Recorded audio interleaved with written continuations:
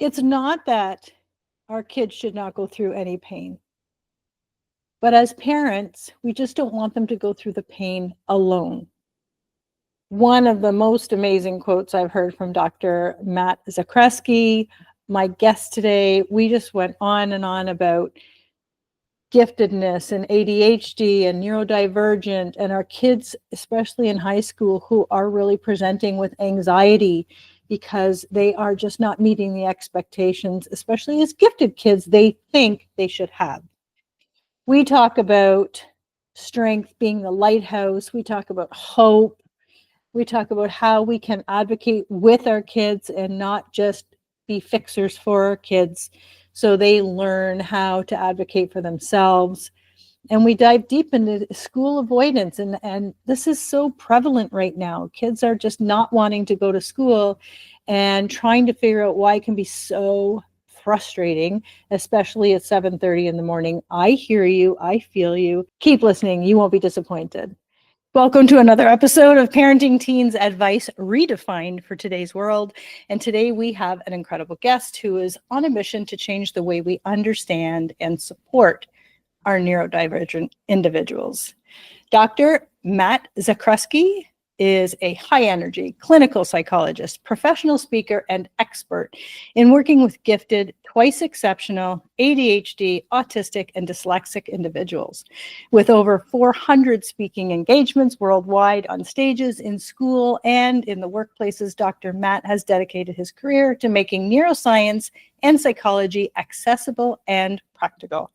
He is the founder and lead clinician at the Neurodiversity Collective and a respected voice in organizations like National Association for Gifted Children and supporting emotional needs of the gifted. His work focuses on empowering neurodivergent people to thrive, not by forcing them to fit into a neurotypical mold, but by embracing their strengths and unique ways of thinking. His new phenomenal book is The Neurodivergent Playbook. It is a game changer for parents, educators, and teens navigating a world not built for them.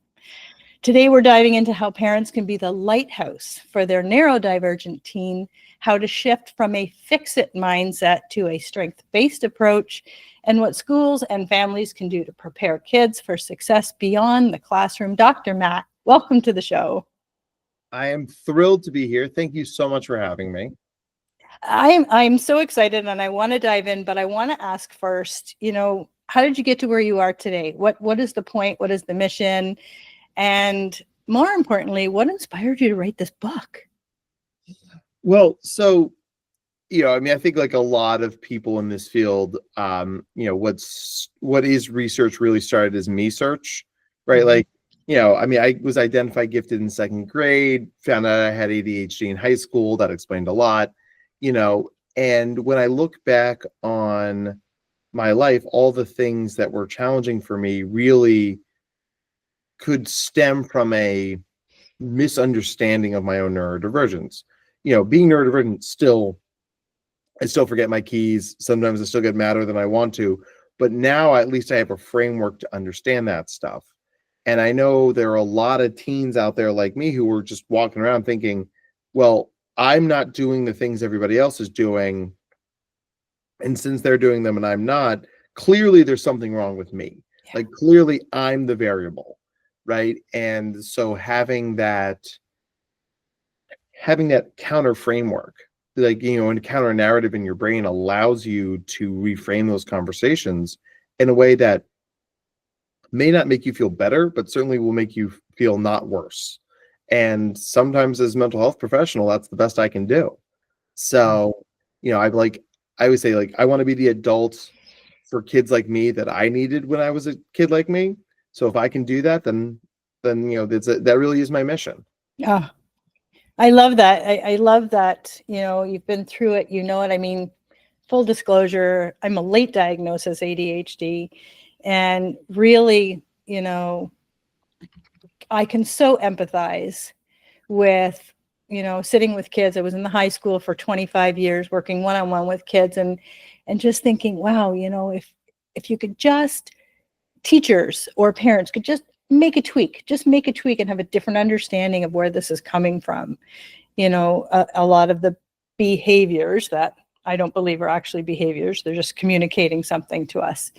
And so I'm really excited to jump into this. And I really think that there is this misnomer, maybe some myths around gifted kids.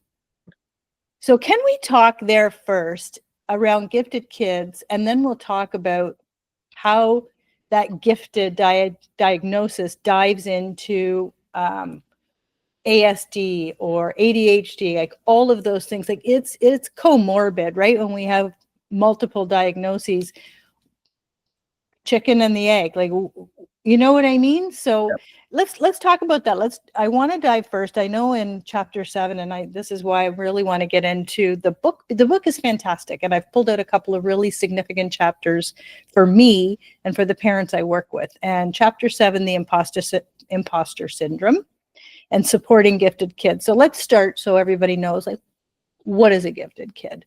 Who is a gifted kid? So gifted is an IQ that starts at 130 or higher. And, and that's 2 standard deviations from the mean of an IQ of 100. Now, this ends up being really relevant because at that level, it's more than just smart. It is literally a different brain. And since one of the misnomers about giftedness is that it's an elitism, right? I always start there because it's like, it is a piece of neurodivergence, right? We're like, no one who's gifted is in the gifted program to try and get into Harvard, right? Like it's a, please help me understand my brain. And I have, one of my favorite analogies to use here is, Cheryl, do you know what I actually don't know if the data are similar in Canada, but do you know what the average height for an American male is? I do not. So 5'10", right? So I'm 6 foot. I'm not going to put that in meters. I can't do that math in my head. That's okay. Me neither. So if you were one standard deviation, and the standard deviation is about 4 inches, right? You wouldn't say a guy who's 6'2" is that much different than the guy who's 5'10". They're clearly different, but like that's within a reasonable bound. But a guy who's 6'6" is significantly taller than a guy who's 5'10", right? And that to me that's a good way to think about it. Like, and then if you extrapolate that further, a guy who's 6'10" or 7'2" are even more different than the guy who's 5'10", right? So the differences feel almost exponential when they get to the highest end of the curve. And I work with kids who IQs are in the 150s, 160s, 170s, and they are as different from quote unquote normal or regular gifted kids as gifted kids are from neurotypical kids. So, we are really just getting into increasingly finely sliced pieces of data, but there are meaningful differences within that long tail out into like the highest theoretical possible IQ. But since a lot of people in the American education system in particular equate giftedness with academic performance, right? So it's like, you get straight A's, you get hundreds, you're always in the 99th percentile, ergo you're gifted. And like, they might be. Many gifted people do well in school, but intelligence, which is what giftedness actually measures, doesn't always connect well with school. I did fine in school. I probably was in the above average range, but there were some classes that just didn't work for me. I took a computer science class in college. I don't think I learned a damn thing. I sat there, I'm like, yes, they're using words, but the words do not land into my brain, right? But I was also the kid who was winning adult art contests when I was in my teens. So like, gifted in one thing doesn't mean gifted in everything. And it's a really important place to start that conversation. I agree. And I, when you think about, when I was in the school and teachers, had gifted kids in their class, they would just add more work. They would just give them something extra because they were finished early, as opposed to really nailing the gifted diagnosis. So let's start there. Let's start with gifted. That's the only diagnosis we have right now. What does that look like in school, and what are the expectations people have teachers, parents of kids, oh, he's gifted. So what are we looking at? Right. So always gifted. So indeed. Um, so, gifted really, if it was anything, it would be really intense. Gifted people are highly intense. They're intense of thought, intense of feeling, intense of emotion. I mean, and there are a lot of brain differences we can point to that explain that intensity. The second piece of this is that gifted people are often very precocious, right? And I mean, part of my origin story of being identified as gifted was when I finished a math workbook in grade 2, and I turned it into my teacher, and she said, "Well, who gave you these answers?" And I said, "Nobody gave me the answers." She's like, "Well, we haven't taught you this yet." And I looked at her, I was like, "What? Like it's hard?" So she sent me to the principal's office, right? Um, and that's a very precocious thing to do, right? Like it's not hard, grown up. Jeez. Which, fun fact, grown-ups don't love when you say stuff like that. They're not huge fans. So, and then another piece of it is gifted people tend to be very asynchronous. Okay. The way the brain develops, there's only so much developmental energy to go around. So if the intellectual academic parts of the brain are getting more per se than the social, emotional, physical parts of the brain, then like that energy's got to come from somewhere, right? So you'll get a lot of kids who are 10 years old but intellectually 17, which means that socially and emotionally they might be like 7. Yes. Right. And that creates a lot of disconnect and a lot of struggle, because you'll get a kid who's smart enough to take classes at university, right? But also will have a 10-minute sobbing meltdown if someone's sitting in their chair, right? And so acceleration, while like very good practice, has to be handled with nuance, or at least some attention to that asynchrony, because otherwise you've got a kid who's intellectually could just go to the end of the road, but if they can't handle it, then we're setting them up to fail, not succeed. Yes. And I'm picturing now going from grade 8 to grade 9, like getting into the high school years where the whole social piece is so prevalent in their world, and it can come off to their friends like, who the hell do you think you are? Right. Meanwhile, they don't know. they literally don't know who they are socially. Yeah. In the sense of how to make a friend, how to read body language, how to do all of those things, which brings me to the question about, now we're going to integrate ASD with giftedness. Yeah. And what that looks like. And I know, you talk about imposter syndrome. Let's talk about imposter syndrome in this situation.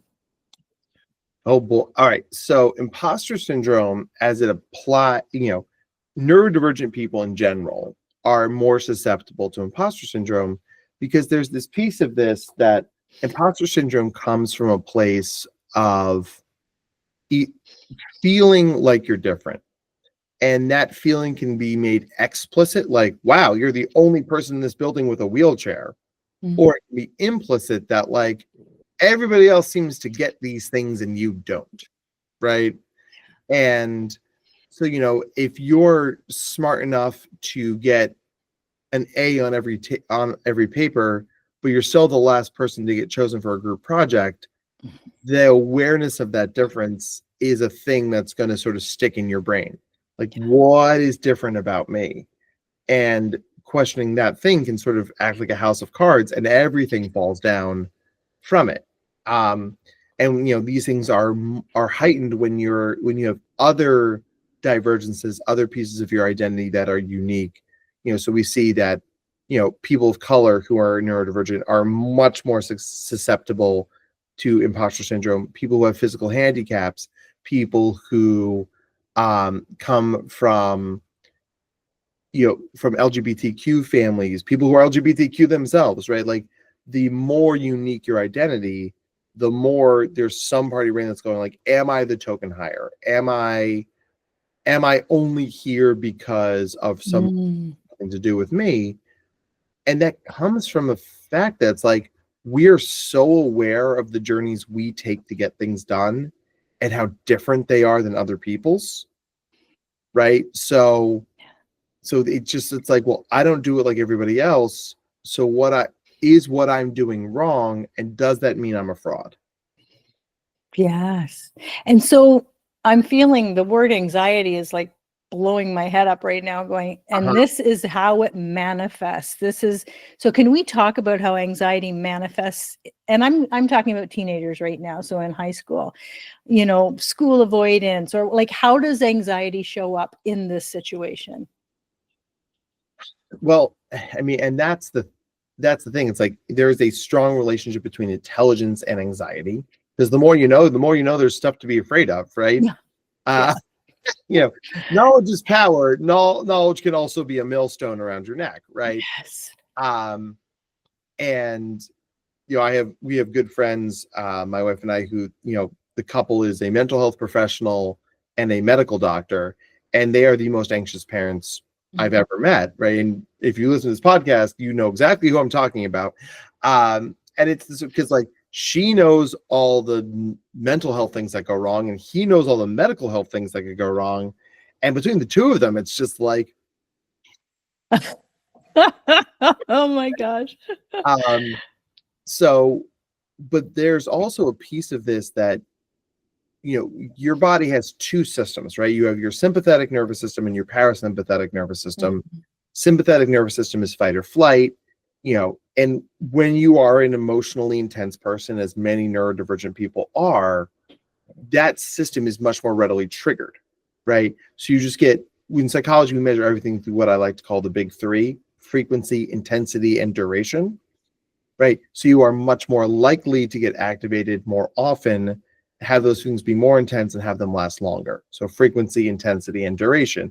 And that means that you're just spending more energy than the average person, not only getting emotionally activated, but dealing with being emotionally activated. It's exhausting. Yeah.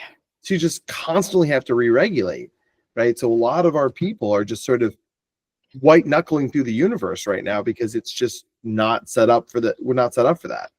Yeah. So parents who are listening, so what does that look like? I'm going to say my kids at home, and I know that the anxiety is 10 out of 10 right now, trying to get to school, right. But brilliant at school, but all the other gaps are there. Yeah. How is a parent who says, oh my God, that's my kid? How are they supporting them at home? What is the first couple of things they can do when they have, this kid who's, you're getting 100% in every class? What do you mean you don't want to go to school? Right. And so, and what you just phrased there, that's a great entry point, right? So when it comes to emotions, I think you could distill my whole therapy ethos into one idea, and that's be curious, not furious. Right? So, like, you're getting hundreds in school. What do you mean you don't want to go to school? Right? It's like, no, nobody would choose to feel this way. So let me get curious about that feeling. Like, okay, tell me more. Like, I'm not saying I'm going to agree with you. I just, like, I tell my clients all the time, the more I know, the more I can help. Right? So let's move forward from that point together. And what you find is, one of the things that parents unwittingly do is they disagree with their kids' emotions. I don't have any friends at school. Sure you do. Like, who knows more about their social life, the kid or you, the parent, right? But talking to our kids sort of pulls us into this sort of zero-sum thinking game, right? Either they win or we win. And it's like, gosh, let's aim for what I like to call third door solutions, right? Your kid is anxious and doesn't want to go to school. You're a parent and you want your kid to go to school. So that might feel like, well, only one of us is going to win. Yeah. But if you find yourself in a arm wrestling contest with your team, you've already lost, right? Because even if you win, you're going to win at a cost. So, let's stop and reset. Like, tell me why you don't want to go to school. Tell me, understand. And it's like, well, gym class, physical education is a nightmare, mom. I don't want to go. I don't want to change in front of the other girls. I hate the gym teacher. Who cares about badminton? Whatever the reason might be. Okay, well, that's a data point. That's something I can use to intervene on your behalf. That's much more nuanced and targeted than I don't want to go to school, right? So when we layer that in that fashion, what you find very quickly is professionals who can work with that kid. It's like, okay, listen, you don't have to do gym. Like, if you are playing a sport outside of school, just submit documentation that you're doing that sport outside of school. We'll count that as your gym class. We'll give you a study hall instead. Or that kid's gotten into their head that if I don't get hundreds on everything, I'm not going to go to university. Right. And then give them that, help them understand that lots of smart, successful people, like the person you're listening to on this podcast, for instance, did not get straight A's, and in fact got a few C's along the way, right? Because school is not built for people whose brains work like ours. And the way that a lot of us deal with that is just trying to be perfect in everything. Because as long as we're perfect, they can't find any fault with us. Yeah. But that's not sustainable. That's not sustainable for anyone. No. You know, I picture kids in the classroom and getting sent down to see me in the special education office, where they have written something out and erased it, written something out and erased it, written something out and erased it, to the point that their paper is completely destroyed because they just can't get past that point. What do we say to this kid? It's so heartbreaking. So the language I like to use for it is top-down versus bottom-up thinking. So top-down thinking is it's got to be perfect. And if it's anything less than perfect, it's bad. Right? So Cheryl, what is the best cheeseburger place in Toronto? Burger Priest. Wow, she did the top of the brain. Sorry. No, why say sorry? It's breakfast time. That's amazing. I love every part of that answer. We're here for that. Now I want to go back to Toronto so I can go to Burger Priest. So if you tell me that's the best burger place in Toronto, my expectations have risen to a place where if that isn't the 99th percentile burger, there's no room for me to be happy, right? Because it's like, it's either all I can do is meet my expectations that can't exceed them. So best case scenario, oh yeah, this is what you said it was. There's a lot of outcomes below that that are worse, right? Yeah. So top-down thinking leaves us very little room to be happy. One of my clients is like, well, I'm only going to be happy if I'm valedictorian of my university class. And I'm like, well, there are 6,000 kids in your freshman class. So you are basically saying I can only be happy with one outcome. I was like, that's miserable. Like,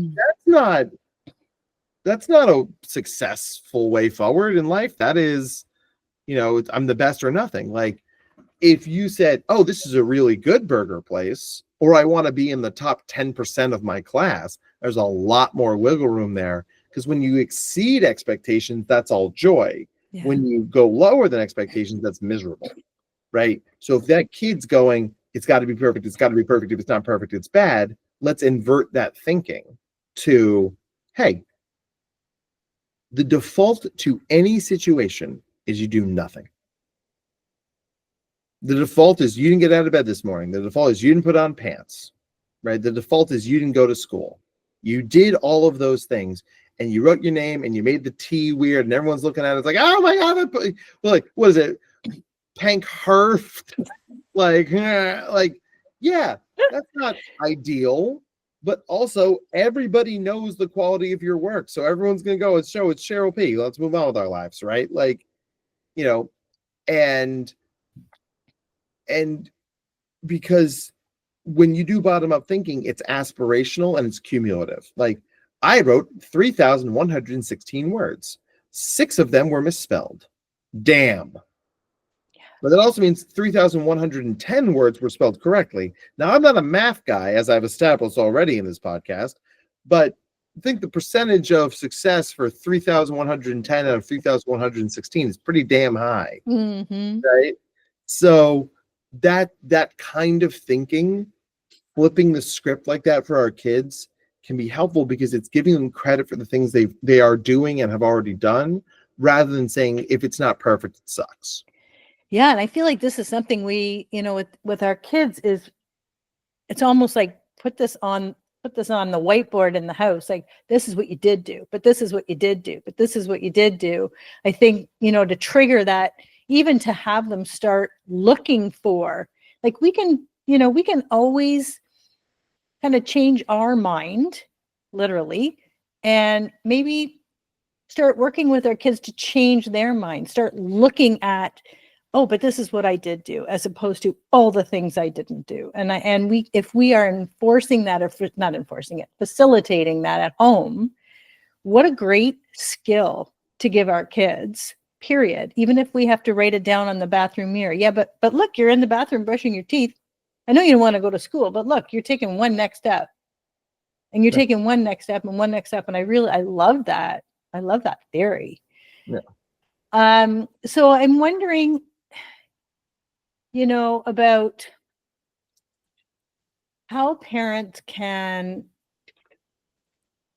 advocate for their kids at school in the same situation. So when they get to high school, I'm very much about, kids are in it with us. We're not going in and fixing things at school and then sending them to class. That's not what's happening. Yeah. And I think because there is a lot of shame, I think, built into our kids when we fix everything and then let them in. We'll close the door, we'll make all the arrangements, and then let you into the perfect world that we've created for you, as opposed to, let's work together because you are entitled. You are human. You have these rights in the building that you're in to ask for the things that you need. Absolutely. And, I think I even, when kids were in grade 8, I would go to the grade 8 schools to get the kids into grade 9. I wouldn't even sit down at this meeting without the kid at the table. Yeah. So how do we help parents foster that relationship at school where they are coaching, not coercing, how things are going to go, so that their kids are seeing, oh, I'm allowed to ask for this. Yeah. How do we do that? Well, and one of the hardest things about being a parent, and I actually love that language of coaching, not coercing, is that one of the hardest things is to watch our kids fail, watch them struggle, right? But the thing I tell parents all the time is that every time you come rushing to your kids' aid when they struggle, you're telling them at some level they can't do it themselves, right? And that means sometimes your kids are going to get hurt. It means sometimes they're going to fail and struggle and cry and skin their knees or get their hearts broken, right? I saw my mom this weekend, and we were talking, through the grapevine, an ex-girlfriend from many, many years ago came up. She's like, when you guys dated, I knew it was going to end poorly for you. And I was like, why don't you have to say anything? I was like, because she's like, you were 15. You wouldn't listen to me anyway. And I was like, that's a very good point. Yes. Mom. Right? And when it blew up in my face, because of course it was going to blow up in my face, right? All we can do is support our kids through those moments and then say, what can we learn from this? Yeah. Right? And because the parents, and I see this, I think we're starting to correct back the other direction, but like the generation of kids before this one, whose parents were like absolute snowplow parents, like they just cleared the whole runway for them. It's just like they got to university where parents couldn't intervene anymore and they fell apart. Oh my God. They didn't build that resiliency muscle, right? I mean, my mom said one of the hardest things for her as a parent was, it's like a lot of gifted kids, I never needed to study in K through 8, right? Like I just came very easily to me. So I just look over the stuff, take the test, get a 95, move on with my life. And get to high school, and suddenly school is harder than I am smart, and I have to work. And she's like, and I would hear you upstairs trying to study, trying to figure out how to do this and struggling. She's like, and it was all I could do to not go up there and tell you how to do it. She's like, but I knew you had to learn it for yourself. And if you got a few somewhat worse grades along the way, they would absolutely wash out in the end, because you'd have the skills you needed for when you got to college, university, graduate school. And I did. I mean, it's really, so you don't have to go complete, like, I don't talk to my kids at all. But the idea is you position yourself as a lighthouse, right? You know, like you're a beacon of support, not a lifeguard. You leap into the water at the smallest sign of distress. Yeah, I say that all the time. You know, if you keep fixing things, the only message they're getting is, I have no faith in you. Right. I have no faith in you. I have to take over. Yeah, you're not to be trusted. Oh my God. It drives me crazy. And I did a whole episode on helicopter parenting for just that reason. Like, please stop.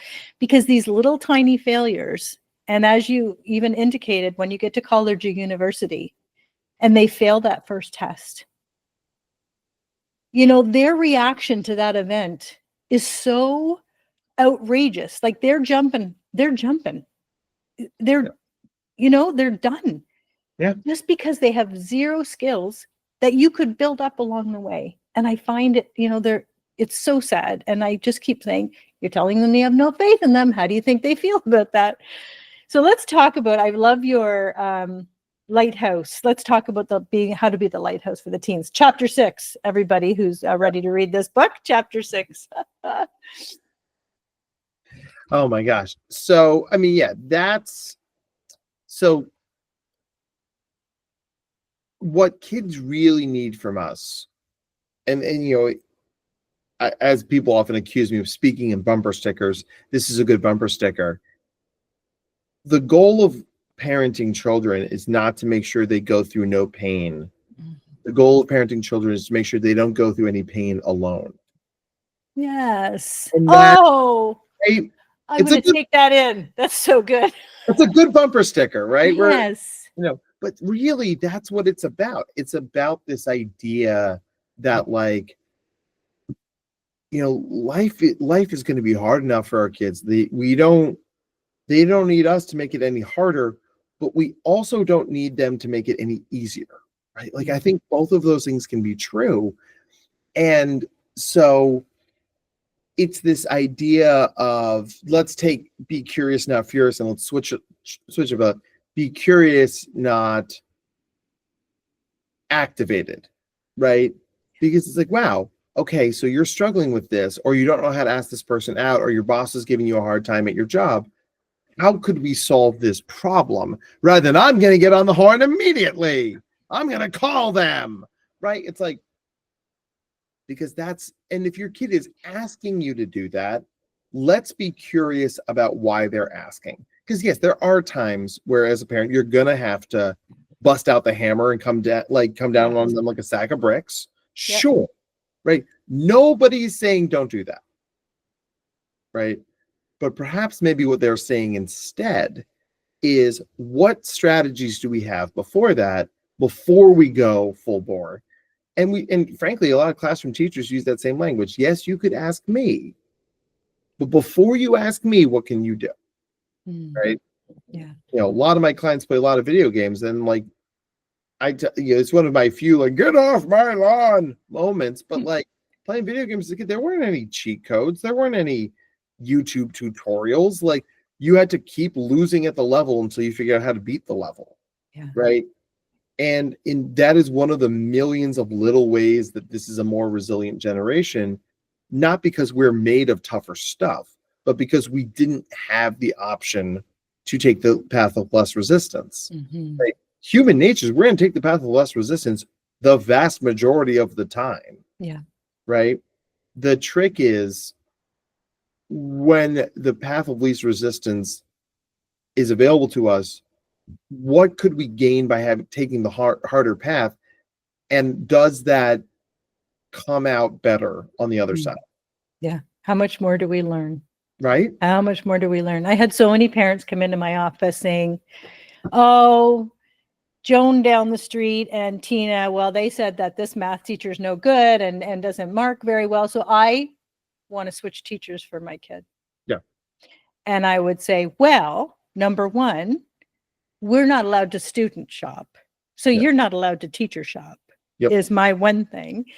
And the other thing is, so when they get to their first job and they hate their supervisor, are you scheduling a meeting with the Yeah. supervisor? Is that what you're doing? Or are we saying, let's find the good things about this teacher, not talk about the things that are negative. Let's talk about and see if nothing else, you know what, when you get to be 25 and you're in the workplace, you're going to know how to deal with that now. You're going to know how to have a relationship with this person now. You're going to have the skill. So, you know what? A plus, let's get through this, you know? I would love to talk about, hope.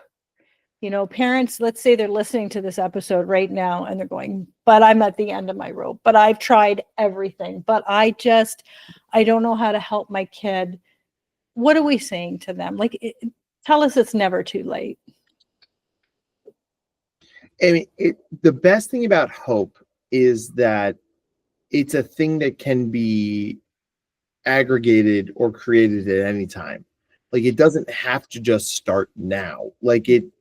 One of the well-worn mental health chestnuts is, right, like, the best time to start something was 10 years ago. The second best time to start it is right now. Mm-hmm. And I think a lot of people lose hope because they're trying to go it alone. They're trying to, white knuckle through it, go it lone wolf. And it's like, the best way to have hope is to have community. Yeah. Right. And as we navigate the next several years in the North American political system, he said, being very thoughtful in his language, like, we cannot survive this going as several hundred million people, Canadians and Americans and Mexicans and Hondurans and everything else, just all doing our own thing. We have to pull together, right? Because it's community. Community is what saves the day. And that's why, to me, so much of my job as a mental health professional is not just to teach kids skills, but it's to teach kids skills and connect them with community, right? Mm-hmm. And that "and" is everything, because like, parents will be like, "Oh, I'll just have my kids see you 2-3 times a week." I'm like, or you could find a school that affirms their neurodivergence, because they're going to have a lot more hope if they're in an environment that doesn't make them have to do jumping jacks to fit in. An environment that's like, oh, that's you can't see color, or gym class is a huge trigger for you, or you are doing university level math as a 4th grader. Cool. That's awesome. That's where we're going to meet you, because you're going to have more hope when your environment says, oh, that's who you are. Yeah. Right. We want people to love us because of our differences, not in spite of them. Yes. And unfortunately, the world is built for and by neurotypical people. It's not their fault, right? If the 80% of the world is something, you'd build the world to meet 80% of whatever that thing is. But the world has to be accommodating for the 20% of people who are not that way. Yeah. Yeah. Well, that leads me right into chapter 5. Strength-based approach. Let's talk about strength-based approaches.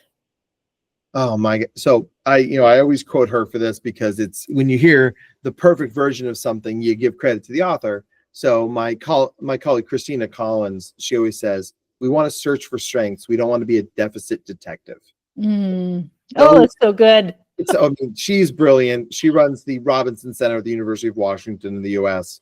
And, I know it's on the other side of the continent from where we are, but it's still very good. Yeah. But it's really part of the problem with that asynchrony we talked about before, is we tend to pull our expectations and experiences of kids northward towards this idea of, well, you are capable of doing this, which means I'm going to grade you on that scale, which means which means when you fall short, you're going to actually fall further, because I'm not comparing you to other 10-year-olds. I'm comparing you to other 17-year-olds, because you are capable in some ways of acting like a 17-year-old. Yeah. And, and if you were raising teens specifically, your 15-year-old in some ways is going to be 20, and in some ways is going to be 10. Yes. Right. But when your kid has a meltdown or gets hormonal or cranky, and you're like, oh, would you just grow up? Like, you just set a little fire to that bridge, right? And Yeah. And it's the sort of thing, I say this to parents all the time, but it's worth mentioning here. A great metric as parents to ask yourself, when was the last time I said sorry to my kid Mm. and meant it, right? Like, when was the last time I apologized, right? And this all connects back together to this idea that we were talking about before, because if you're going to support your kids through the challenging parts of life, which is our job as parents, right? Mhm. We can only do so from a place of awareness of their deficits, but celebrating their strengths, right? If you have a kid if your teen is 5'2" and 230 pounds, they are probably not going to be the starting center on the basketball team. Mhm. That's just probably not a thing that's going to happen. Right? Or hell, on the hockey team. I mean, it's Canada, Yeah. right? They're probably not going to be playing center on either one of those teams. Yeah. That doesn't mean they can't play hockey or basketball, Mhm. right? But like, we might need to find a different league. We need to find a different position. We might find coaching or support that gets them, maximizes their skill level in whatever that thing might be, right? But if you tell your kid you'll never be center because you're 5'2", that slams the door on that conversation. Yeah. Right?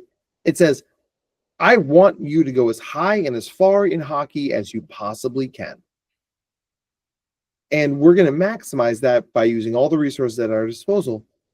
But I want you to know, and this is part of the way I respect your autonomy as a kid, is to say, success for you may not look like you think it's going to. Mm.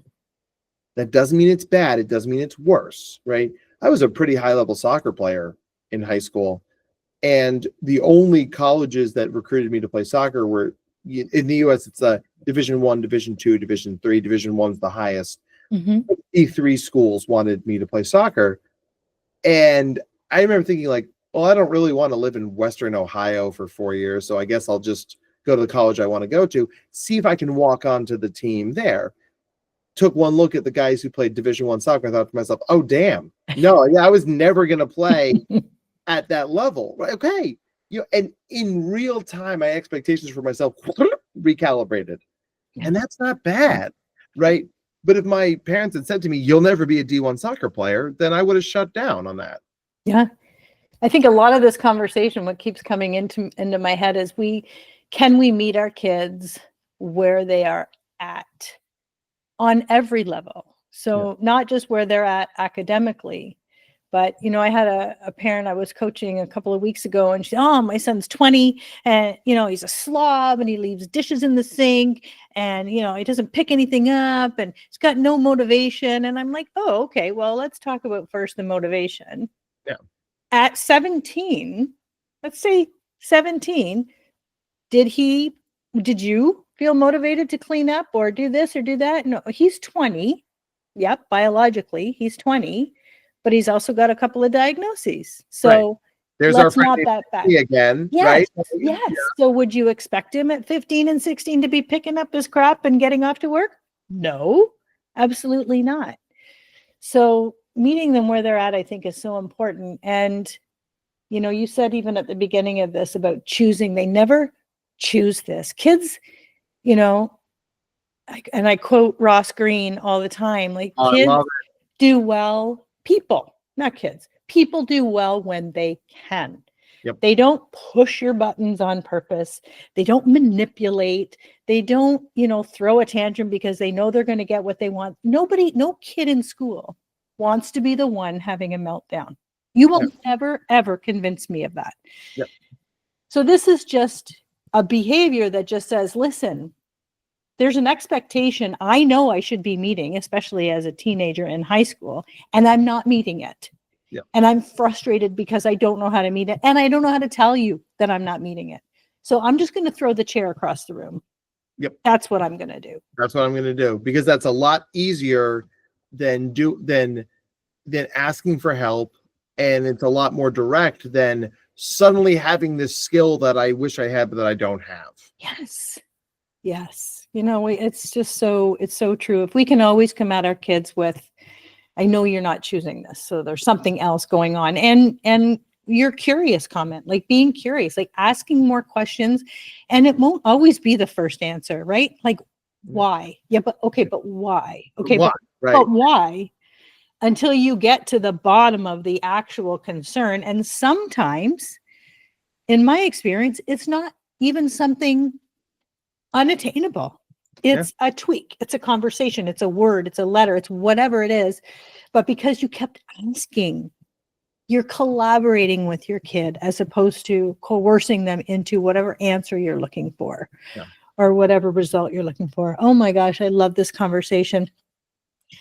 You know what? I know we have to wrap up. So I want to say, first of all, Dr. Matt, if you could talk to the parents listening right now, can you just say, the ones who are like, I just know, can you give them 3 steps they can do today? 3, anything that gives them a little bit of hope in their home with their kid, that they can move forward. So let's start with Ross Green, right?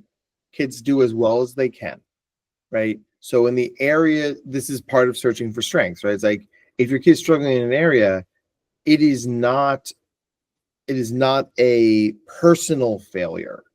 It is a systemic failure, right? Your kid plays a role in that, right? Your kid is part of the system, but let us not be so arrogant to think that your 11-year-old is failing on purpose. Mm-hmm. Every grown-up in that system has a role to play as well, right? So we're going to meet our kids where they are, and that's a vital thing. The second piece of this is saying, again, to be curious, not furious, right? It's like, the more information you get, the more effectively you're going to intervene.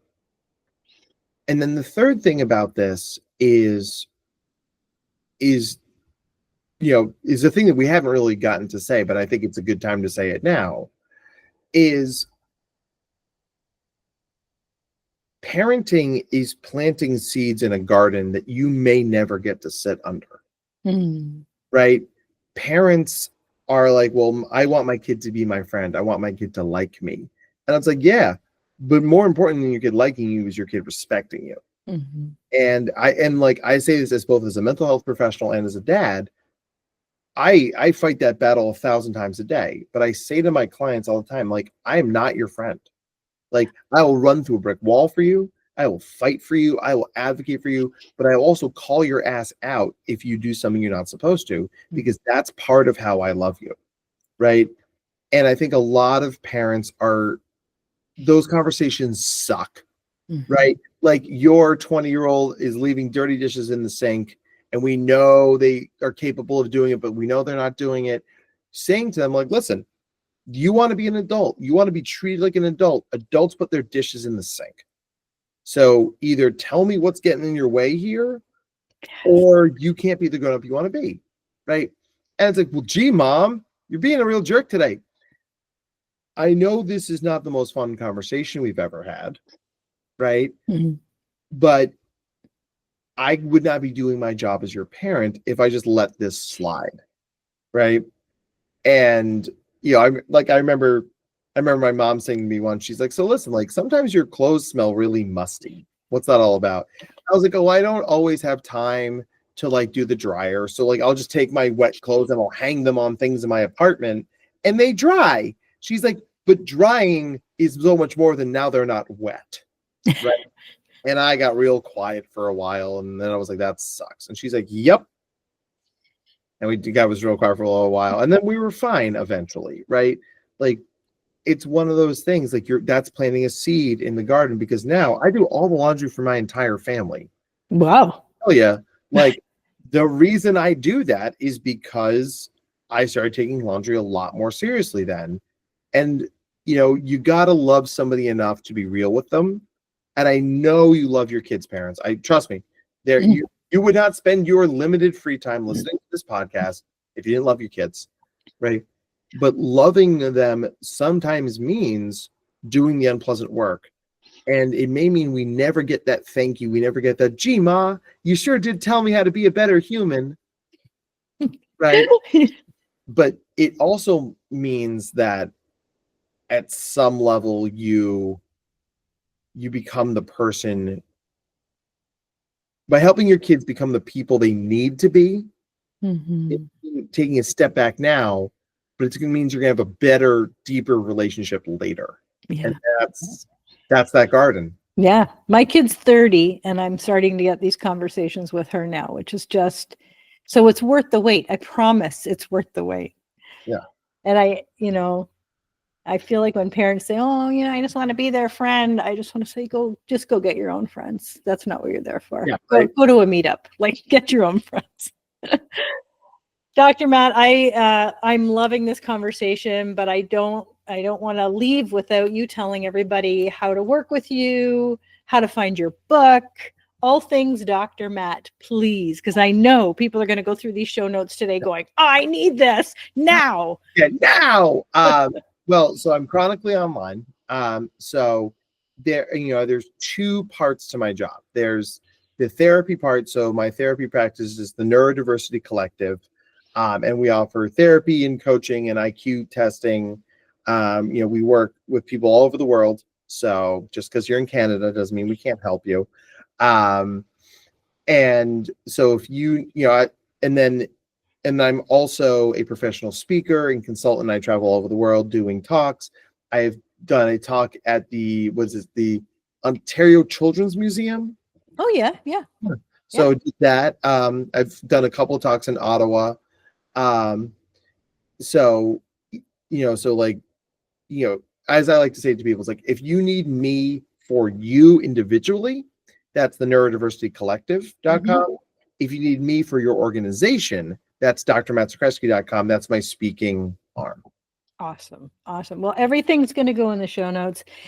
I have loved this conversation. I'm so grateful for the work you are doing, Dr. Matt. It is so helpful. I have like this list of people in my head who I know that's going to help, that's going to help, that's going to help. And that's the only reason we do this. And I know, parenting's so effing hard. Yes. But if you are still listening to these podcasts, still Googling answers, still looking at books, then you're not failing. You're still trying.